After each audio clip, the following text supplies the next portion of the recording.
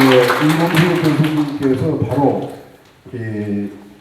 토론의 자장이 되셔서 현재 인천광역시 또 양평군 지역 지방 자체에서 지자체에서 하고 있는 자살 예방 내용 그 발표를 또 듣게 되겠고요. 또 지자체 평가를 또 양도석 교수가 했어요. 안실련에서. 그래서 평가도 좀 들어보고 그리고 정부 정책은 어떤가 하는 내용에 대해서 우리 이범수 교수님 마이크 드리겠습니다. 네, 준비해 주십시오. 네, 제가 계속 좌장 역할을 하면서 진행하도록 하겠습니다. 지금 네 분 중에서 먼저 여기 순서는 이렇게 되어 있지만 우리 배민환 부센터장님 먼저 하시겠습니까? 네, 알겠습니다. 네. 네, 알겠습니다. 네, 안녕하세요. 저는 인천광역시 자살예방센터 배민환입니다. 저희 인천시는 그 2011년에 자살예방센터가 설치가 되었습니다. 그래서 저희 인천시는 조례가 2012년에 제정이 되었고요. 그와 관련해서 이제 예산 같은 것들이 이제 함께 결부되어서 진행되었다고 보시면 될 것 같습니다. 앞서 그 발제자분들께서 말씀하셨던 것처럼 그 자살예방 사업은요, 그 광역 단위로 내려오면서 각 지자체에서 역할에서 가장 중요한 부분들은 지자체장의 의지입니다. 그래서 감사하게도 저희 인천시의 지자체님들께서는 자살 예방 사업에 굉장히 많은 관심들을 가지셨고요. 관련해서 최근에는 자살과 관련해서는 이 지금 앞서 말씀하셨던 것처럼 사회 경제적인 부분들도 굉장히 크다라는 전제하에 이제 인천시에서 자살 예방 종합계획을 수립했습니다. 그래서 기존에는 자살 예방과 관련된 관계부처들만 주로 되었다면 사회 경제 환경적 영역까지 망라해서 예를 들어서 미세먼지로 인해서 우울감이 생길 수 있잖아요. 그래서 그런 환경력까지도 망라해서 저희가 이제 자살 예방 종합계획을 수립해 있습니다. 마찬가지로 인천광역시도 자살 예방 조례에 근거해서 자살 예방 위원회를 설치 운영하고 있고요. 2년이 임기이고 현재 6기가 발족되었습니다. 광역형 자살 예방 센터는 저희 인천광역시 자살 예방 센터는 그 인천광역 정신건강복지센터가 2008년에 광역형으로 세 번째 개소를 했을 때에 저희가 부설 위기관리팀으로 설치가 되었다가 2011년에 부설 자살 예방 센터로 승격했습니다. 그리고 2018년에 독립형 자살예방센터로 독립형 자살예방센터로 저희가 독립했다라고 보시면 될 것 같습니다. 저희 조직은 현재 센터장, 부센터장 4개 팀으로 구성되어 있고 인원은 27명입니다. 아까 선포구 자살예방센터 얘기하셨었는데요. 저희도 마찬가지로 2017년까지는 이제 예산이 한 4억 정도 됐었고 직원이 센터장님 포함해서 5명 정도 되었다가 이제 저희가 발전되었다라고 보시면 될 것 같습니다. 저희의 주요 성과는 그 82페이지에 있어서 참고로 보시면 될 것 같고요. 그 다음에 83페이지 보시면 인천시의 자살률 변화를 좀 보실 수 있을 것 같습니다. 대한민국에서 자살률이 가장 높았던 때는 그 2011년입니다. 2011년에 가장 높았었고 이후부터 이제 점차적으로 자살과 이 시기에는 뭐 자살예방 법률이 개정이 되고 각 지자체마다 조례가 제정이 되고 이런 변화의 혁신들이 일어나게 됐던 부분들이었고 인천시도 마찬가지로 2011년에 자살예방센터를 설치 운영하고 2012년부터 17년까지 6년 연속 유일하게 광역지자체 중에 그 17개 지자체 중에 6년 연속 자살률이 감소한 지자체라고 보시면 될 것 같습니다. 그러다 2018년에 굉장히 많이 뛰어올랐죠. 자살은 사실은 다양한 원인들이 있고 거기에 맞춰서 전국의 평균 자살률이 오르면서 인천시 자살률도 오르는 상태로 지금 현재 열심히 적극적으로 사업을 추진한다고 보시면 될 것 같습니다. 거기 아래 예산이 보이시죠? 예산 보시면 2011년부터 2018년까지 12% 운영이 되었습니다. 이거는 지자체장이 관심이 없다면은 할 수 없는 일들입니다. 그러다가 2019년에 국가에서 이제 제4차 자살예방 기본계획, 국가 자살예방 행동계획이 수립되면서 이제 자살 유족분들에 대한 관심들을 굉장히 많이 높였었고요. 그래서 유족분들에 대한 적극적인 지원을 해서 자살 유족 원스톱 서비스 지원 사업의 시범 사업이 진행이 됐습니다. 인천시가 그 중에 하나가 되었었고요. 그래서 그와 관련된 국비 사업들이 늘었다고 보시면 될 것 같고요. 그다음에 인천시는 국비에서 진행하는 공모 사업이나 이런 것들을 적극적으로 저희가 지원을 했습니다. 왜냐하면 그 예산과 관련해서는 국비 지원이 이제 자살 유족이나 공모 사업으로 주로 진행되지 각 지자체에 자살 예방 사업비가 내려오지 않습니다. 더욱이 자살예방센터 운영 설치비도 내려오지 않습니다. 그렇기 때문에 저희가 다 찾아야 되는 부분들이 있다 보니까 했고, 그다음에 인천시 같은 경우에는 작년에 18억까지 올랐습니다. 이렇게 오른 이유는 주민 참여 예산을 또 활용을 했습니다. 이렇게 시민들이 이렇게 자살에 대해서 관심을 갖고 거기에 맞춰서 또 적극적으로 저희도 사업을 추진했다고 보시면 될 것 같습니다. 그래서 그 84페이지 보시면요, 저희의 추진 전략을 보시면요, 인천시의 추진 전략입니다. 이게 인천시 자살예방 종합계획을 수립하고 거기 안에 따른 매년 연차별 자살예방 계획을 수립하고 있는데요. 며칠 전에 이제 그 2024년 연차별 자살예방 종합계획이 수립되었습니다. 그래서 29세의 관계부처들이 협력해서 이 사업들을 추진한다고 보시면 될 것 같고요. 85페이지에 저희 자살예방센터의 사업이 있습니다. 여기에 있는 3대 전략과 10대 과제는요, 보건복지부에서 요하는 사업이라고 보시면 될 것 같습니다. 그래서 여기 안에 있는 저희의 주요 사업은 32개 세부 사업을 추진하고 있습니다. 그래서 세부 사업 중에 주요 추진 사업들은 이제 보시면 될 것 같은데요. 생명지킴이 양성은 굉장히 중요한 부분들이잖아요. 자살의 위기에 있으신 분들을 저희가 조기에 발견해서 조기에 치료를 연계하는 그런 그물망을 구축하는 부분들이고요. 그다음에 저희가 올해부터 그 법 개정이 되어서 초등학생까지 자살 예방 교육을 이제 해야 됩니다. 그래서 인천시는 작년에 주민 참여 예산을 좀 받아서 이걸 토대로 해서 저희가 그 자살 예방 교육 자료를 개발을 했습니다. 죄송합니다. 주민 참여 예산이 아니라 그 통합 정신건강 증진 사업이었습니다. 그리고 또 저희는 시민의 그 안에서 촘촘한 그물망을 형성하기 위해서 6대 생명지킴이 양성을 하고 있습니다. 거기 안에 생명사랑 학원이나 그 여러 가지 것들이 있고요. 그래서 참고하셔서 보시면 좋을 것 같고요. 저희가 바라는 부분들은 사실은 이제 이렇게 인천시의 그 사례를 보셨잖아요. 거기에 맞춰서 국가에서는 이렇게 독립형 자살예방센터 설치를 위한 예산 마련과 전달 체계 구축을 해주시면 좋을 것 같아요. 마무리해 주세요. 네, 저희 센터 자살예방센터도 정신건강복지센터처럼 정신건강복지센터는 일괄 운영돼서 운영비나 사업비가 나오거든요. 그런 부분들에 대한 지원과 함께 지자체장들이 열심히 노력해서 예산 확보도 필요하다고 생각합니다. 이상입니다. 혹시 오늘 토론자 중에서 질문하실 거 혹시 없으세요? 아니, 그때. 배민환 국세대장님은 그냥 자살률을 낮추려면 어떻게 해야 돼요? 자살률을 낮추려면요? 네.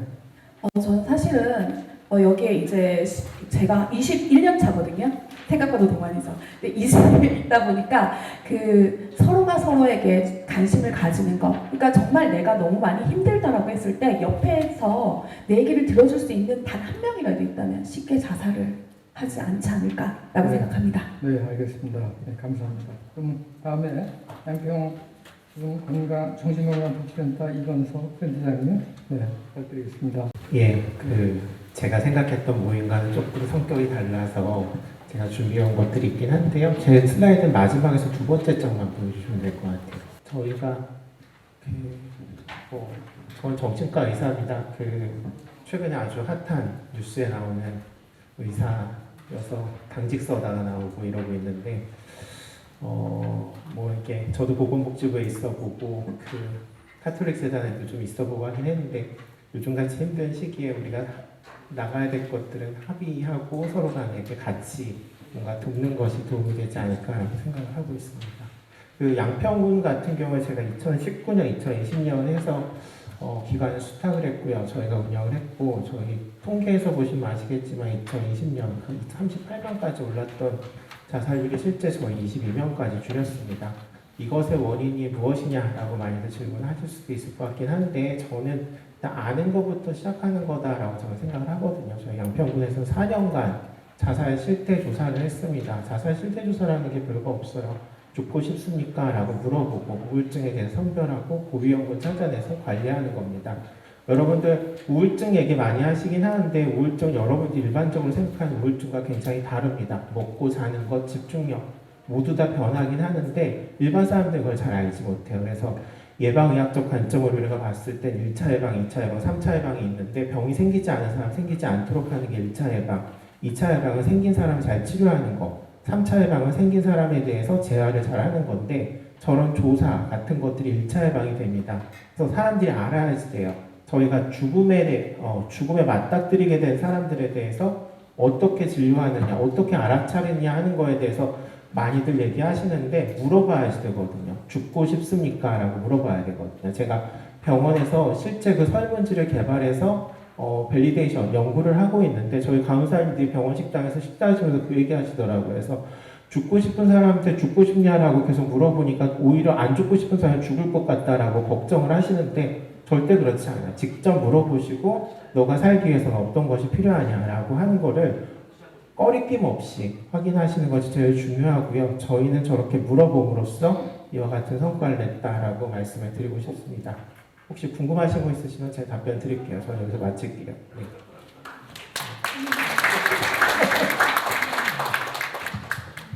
네. 질문하시죠. 우리 시간 관계상 나중에 질문 플로에서 질문 받기 어려우니까 지금이라도 바로 얘기해 주시죠. 그래서 제가 그럼 또 질문할까요? 네. 그러면은 센터장님께서는 우리나라의 이 자살률을 낮추는 정책, 네. 그거에 대해서는 어떻게 보건복지부에서 드렸을 때? 그러니까 사실 자살률이라고 하는 걸 낮추기 위해서는 우리나라 통계적으로 노인 자살이 제일 높기 때문에 우리나라 다른 나라에 두드러진 거거든요. 그래서 노인 자살을 낮추는 게 맞고 그럼 결국에는 노인 빈곤 문제를 해결하는 게 답이라고 생각합니다. 네. 그리고 자살률은 높지만 네. 40대, 50대가 자살은 제일 많이 해요. 숫자상으로 많이 하죠. 숫자는 그 기본 N수가 높긴 한데 인구 대비로 했을 때는 사실 성공률이나 이런 거는 노인으로 갈수록 확실히 높아져요. 노인 자살을 우선 집중을 하자. 네. 그리고 사실 근데 이게 보건과 복지 영역을 가지고 얘기를 해보면 저는 보건 쪽에 있긴 하지만 결국은 복지가 돼야지 살만한 나라가 될 수 있다라고 생각을 하고요.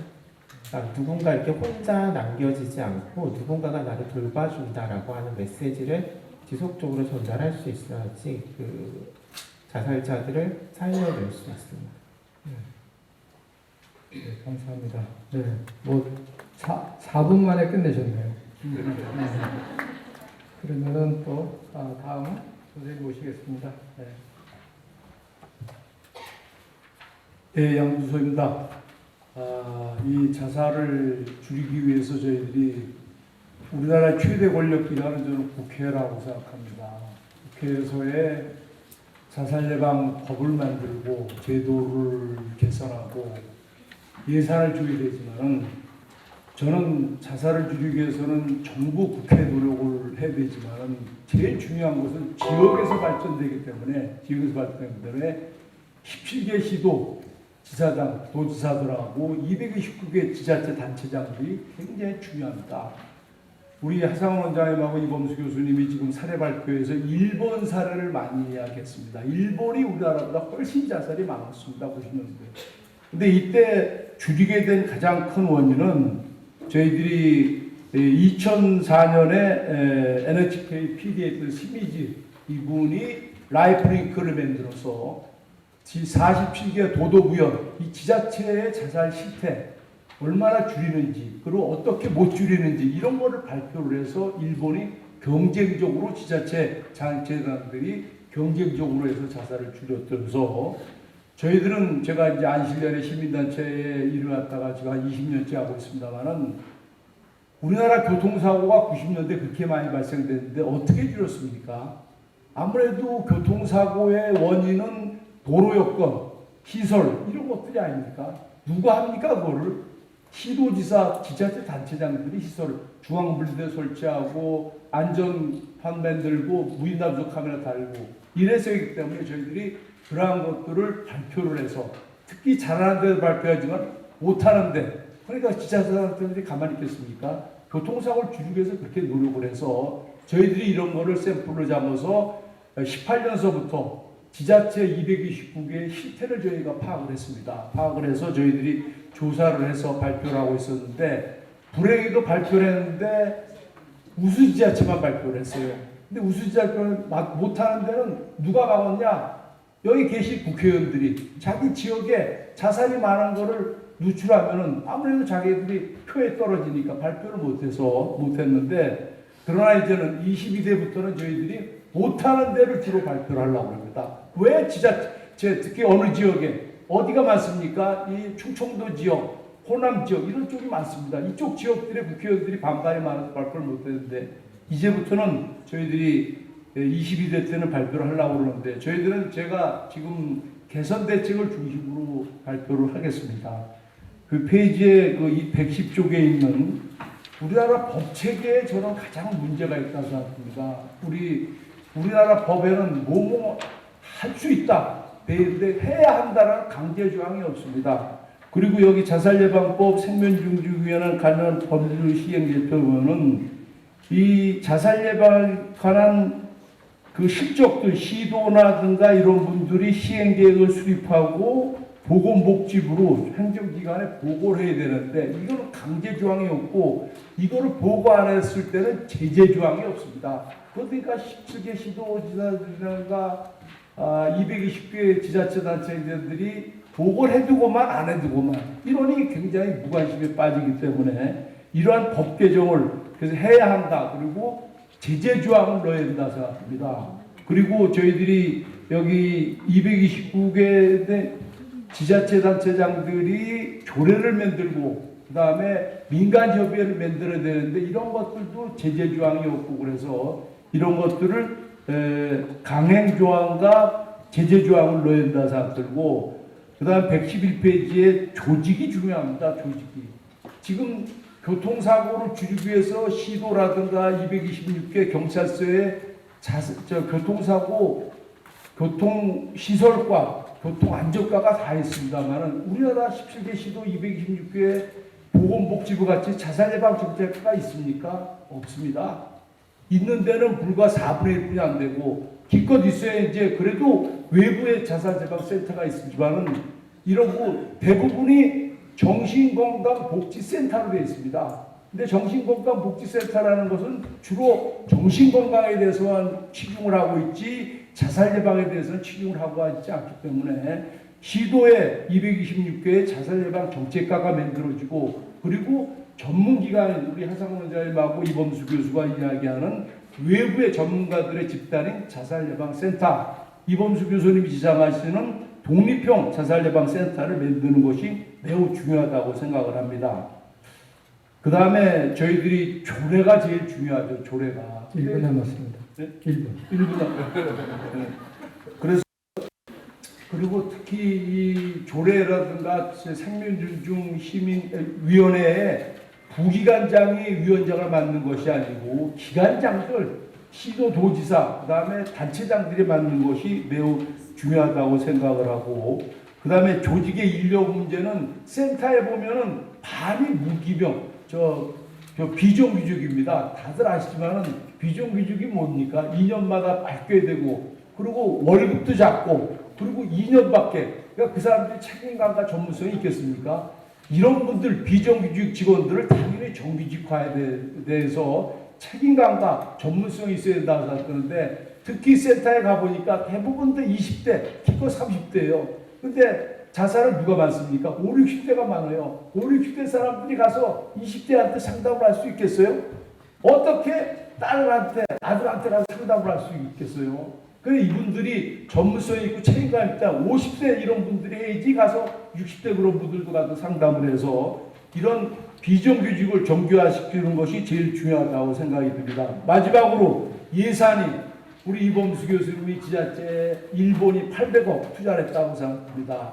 지자체 단체장들이 투입하려면은 뭐가 있어야 돼요? 돈이 있어야 돼요. 아까 소득이 4억까지 되겠습니까? 그래서 저는 2006년도에 800억인데 지금 따지면 거의 4천억 정도 수준입니다. 그래서 저는 정부 예산이 지금 한 500억 정도 이거 같은 택도 없습니다. 저는 자살 예방의 예산이 우리나라 3천억 정도 된다고 하는데 이것을 갑자기 늘릴 수가 국회의원들이 동감을 하게 되겠어요. 그래서 저는 세 가지 기금에서 할 수 있다고 생각합니다. 이 추세 대부분 자살자들이 어떻게 합니까? 30% 60% 음주로 사망을 합니다. 음주로. 그래서 음주로 걷어들이는 세가 우리나라에 3조 정도 걷어들이고 있어요. 여기에 일정 기금을 자살 예방 기금으로 내야 되고 둘째는 복권입니다. 복권. 복권이 서민들이 많이 자살하는데 이 복권은 이 기금이 무려 6조 정도 되는데 여기서도 일정 기금을 내셔야 되고 그 다음에 셋째는 이제 응급의료기금 저희들이 응급이 자살자가 36명이 하루에 720명이 시도하는데 이분들이 어떤 앰뷸런스가 출동하고 그러는데 저희들이 교통범칙금과 과태료에서 응급기금을 갖다 내고 있습니다. 여기에 저희들이 1,600억 정도를 갖다 거두는데 여기 한 500억 정도. 그래서 이런 기금에서 한 저희들 3천억을 마련하면은 우리나라 자살을 중앙정부도 힘을 쓰고 지방자치단체 적어도 1,000억 정도 내려버려서 비정규직들을 정규화시키고 이렇게 되면은 분명히 자살을 줄어드는데 저는 끝으로 지금 우리나라 그래도 윤석열 정부가 50% 줄이겠다고 그래서 진짜 저는 세미나 중에 대통령실에서 이렇게 늦게까지 같이 이렇게 참여하는 강동주 국장을 굉장히 존경합니다. 의지를 가져야 되지만은 복지부에도 국장님과 과장님 계시고 중요하지만은 지자체 단체장들 이분들이 열심히 자기가 표를 의식하면서의 지역의 주민들을 살리고 지키는 일을 지켜야 된다면은 이분들이 열심히 해야 된다는 것이 가장 중요하다고 봅니다. 이상입니다. 좋은 말씀 감사합니다. 1분 30초밖에 안 지났습니다. 마지막으로 김우기 의원님. 예, 반갑습니다. 복지부 자살해본 정책과장입니다. 오늘 제 사회 삶의 기념 행사에 초대해 주셔서 먼저 감사 말씀드립니다. 저는 좀 간단하게 짧게 말씀드리겠습니다. 아시겠지만 정부는 작년에 제5차 자살예방 기본계획을 수립한 바 있고요. 관련된 자살예방 관련 정책 및 사업을 좀 꾸준히 추진해 오고 있는 상황이고, 중요한 거는 이제 저희가 자살예방 정책이나 사업에 있어서 지자체를 전달체계 한 축으로 이제 같이 이제 사업을 하고 있는데, 저희도 좀 잘 알고 있습니다. 이거는 중앙정부의 역할이 있고 지방정부의 역할이 있고, 지방정부에서 제대로 된 자살 예방 관련 정책과 사업을 위해서는 특히 이제 관련 인프라 확충, 그 다음에 또 거기에 대해 수반되는 예산 확충이 좀 필요할까라고 저희도 알고 있는 상황입니다. 예산 확충과 인프라 확충을 위해서 중앙정부 차원에서 꾸준히 노력하고 더더욱 열심히 노력을 해서 자살로부터 안전한 사회 구현을 위해 중앙정부, 지방정부와 함께 열심히 노력하겠다는 말씀을 드리면서 저의 발언을 마무리하겠습니다. 이상입니다. 네. 시간 관계상 플로우에서 한 분한테 좀 말씀을 듣고 싶은데 생명동중 희망재단의 박기준 선임 이사님한테 좀 오늘 총평을 좀 해주십사 부탁드리겠습니다. 나오셔서 마이크. 저분은 해방조사 상임이사인데 복지부의 중요 보직을 역임했던 분이라 굉장히 자살 예방에 관심이 많은 분입니다. 갑작스럽게 이렇게 또 호출을 하시네요. 여기서. 네, 좀 반갑습니다. 저희들이 재단이 만들어진 지가 이제 3살이 됐습니다.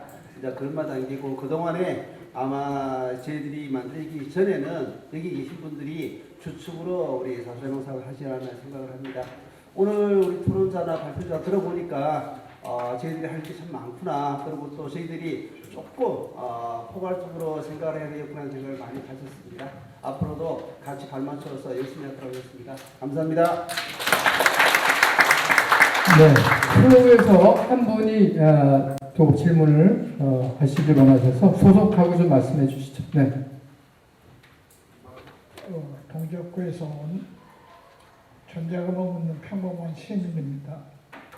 그런데 왜 여기 나타났냐? 이 임총장께서 선배님 굉장히 오늘 중요한 분들이 굉장히 중요한 내용을 가지고 오시니까 청각을 하러 오라. 그래서 제가 목욕 제기하고 쫓아왔기 때문에 밥값은 하고 가야 될 것 같습니다. 저는 그 지방자치단체 장을 젊은 날 오래 했습니다. 20대 군수로 시작해서 50대 동작청장까지 한 경험에 의해서 오늘 그 여러 교수님들이 현안한 말씀들을 하셨는데 거기다 내가 한 가지 점을 하나 올릴까 해서 일어섰습니다. 저희들 그 지방행정을 할 때는요, 대단히 부끄럽게도 이 자살 예방이라고 하는 소리가 우리 지방행정에 존재하지 않았습니다. 중앙부서에서도 누가 저하고 그 다른 죄송한 얘기인데, 그 당시에 보건사회에 몰던 직원이 나 감당하지 않았을까 그렇게 짐작이 듭니다. 이제 시대가 바뀌어가지고 저는 박근혜 시대의 자치단체 자유화하고 지금은 인병이 나서 병원에 가는 시대니까 저를 감안하고 좀 들어주십시오. 이 문제는 저같이 문외한이 들어봐도 가장 중요한 것이 뭐냐, 지방자치단체에 떠밀어 가지고 지방자치단체에 능력이 없습니다. 왜 없습니까? 첫째, 알지 못해서 그렇습니다. 인식의 문제예요. 인식과 지방자치단체의 전 직원에 대한 교육을 먼저 시켜야 합니다. 지금도 그 예를 들어서 내가 이게 1,000원이면 동사무소에서 직원 하나 붙들고 요 이웃 동에 또 이웃 아파트에 지금 자살자가 생겼는데 이거 어떻게 대처할래? 그 내용도 아닙니다. 그러고 피해받을 것입니다. 그 직원만 그러겠습니까? 동장도 그럴 것이고 구청장도 그럴 것입니다. 이런 현실에서 이런 세부적인 논하는 것도 좋지만은 전반적인 국민 교육을 시키는 방향으로 지방자치단체의 장들 이런 일에 관심 없어요. 지 선거에만 관심 있습니다. 저도 선거를 치르고 민정구청장을 해봤기 때문에 제 경험에 출연해서 그렇습니다. 그래서 오늘 이 자리에 계신 여러 좋은 안들을 여기서 그치고 듣고 나가고 점심은 끝나버리고 이 좋은 자료가 다 던져버리고 이런 일이 안 일어나지 않았으면 하는 기회에서 한 말씀 올렸습니다. 양해해 주셔서 감사합니다. 네, 감사합니다. 한번 말씀 한번 들으시죠. 예, 발제부터 토론까지 말씀 잘 들었습니다. 저도 뭐 이제 여러 가지 뭐 늘 중앙정부에서 관심을 갖고 있어야 되는 부분들로만 생각을 많이 했었는데 오늘 결국은 이제 그 개개인들의 삶들을 더 좀 세세하게 되돌아볼 수 있는 지자체의 역할들이 참 중요하다라는 부분들을 저도 인식했고 아까 그런 측면에서 역량 부족, 인식 부족의 말씀도 해주셨습니다. 그런 부분에 있어서 우리 뭐 보건복지부나 정부에서 그런 부분들을 좀 더 이제 지자체와 연계해서 할 수 있는 것들이 무엇인가를 좀 더 연구해야 되겠다라는 생각과 그리고 결국은 아까 자살자들의 통계에 있어서 제가 좀 궁금해서 그렇기도 한데 그게 결국은 자살 그 이유 근거가 어떤 건지에 대한 조사들까지도 잘 되어 있는지 통계가 분류가 잘 되어 있는지 그런 부분들도 사실 좀 궁금한 부분이 있습니다. 그냥 망자가 되고 나서의 어떤 조사가 잘 안 되고 그냥 단지 이제 자살 사망으로 처리한다면 그런 세세한 통계들을 토대로 아까 전에 대처해야 되는 부분들이 필요할 건데 그런 부분들이 잘 이루어지고 있는지 좀 궁금하기도 했지만 그런 부분들 다음에 차차 제가 같이 말씀 나누면서 그런 부분들이 좀 개선해야 될 부분들이 있는지도 살펴보도록 하겠습니다. 오늘 말씀 잘 들었고 대통령실에서도 더욱더 관심을 갖고 앞으로 협력할 부분은 충분히 협력할 수 있도록 노력하겠습니다. 감사합니다. 네, 마무리. 마무리하겠습니다. 네, 마무리 따로 제가 따로 만나 뵙도록 하겠습니다.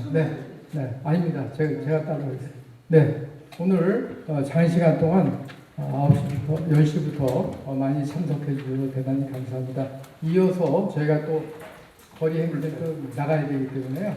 그래서 지금 추가 질문은 따로 저한테 해주시면 제가 수렴해서 정책에 반영하도록 하겠습니다. 네. 네, 마무리 말씀은 우리 조성철 대표님 한 말씀 부탁합니다. 앞으로 나오세요.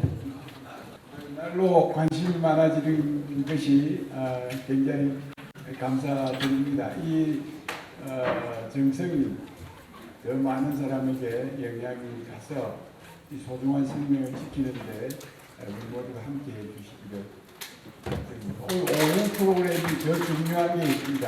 바로 나가셔서 함께 해주시기 부탁드립니다. 감사합니다.